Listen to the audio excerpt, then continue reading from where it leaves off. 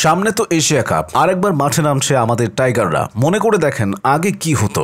বড় আসরের আগে আমাদের টিমের ম্যানেজমেন্ট যেটা করত সেটার নাম জিম্বাবু আমন্ত্রণ।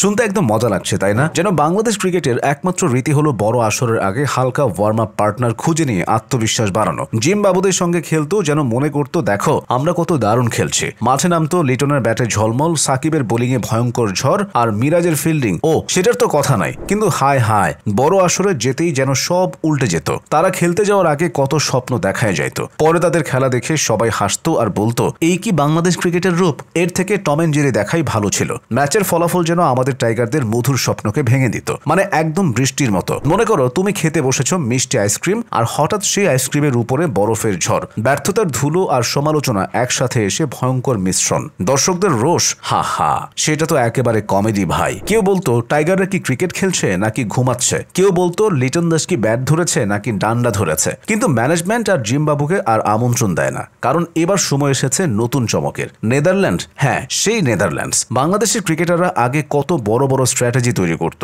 সবই নেদারল্যান্ডের সাথে খেলতে, আর এবার জিতেছে সিরিজ।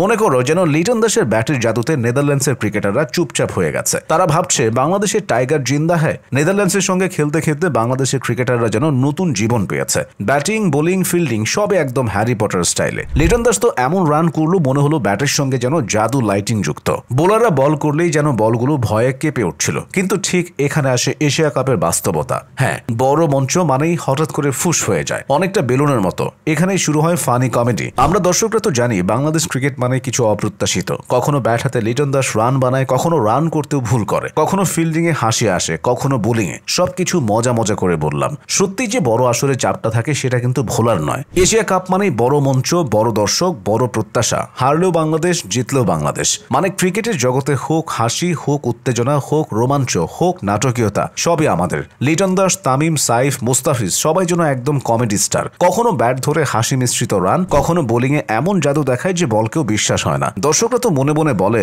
ও টাইগাররা আবার কি করলো। আর ম্যানেজমেন্টও ভাবছে চলো এবারও বড় আসরে যেন আমরা হাস্যকর ভাবে পারফর্ম করি। এই পুরো কমেডি দেখলে মনে হয় ক্রিকেট মানেই শুধু জয় বা হার নয়, এটা আমাদের দেশ, আমাদের আনন্দ, আমাদের হাসি। হোক ব্যাটিং, হোক বোলিং, হোক ফিল্ডিং, সবই যেন কমেডি শো। দর্শকরা রীতিমতো খুশি, সবাই হেসে হেসে হাততালি দিচ্ছে। দেশটা তো আমাদের, ক্রিকেটাররাও আমাদের। বড় আসরে হোক ঝড়, হোক তুফান, হোক হাই ড্রামা, কিন্তু মনে রাখো মাঠে হোক হাসি, মজা আর টাইগারদের চমক। লিটন দাস হোক জাদুকর, মুস্তাফিজ হোক সুপার হিরো, আর দর্শকরা হোক খুশির হোস্ট।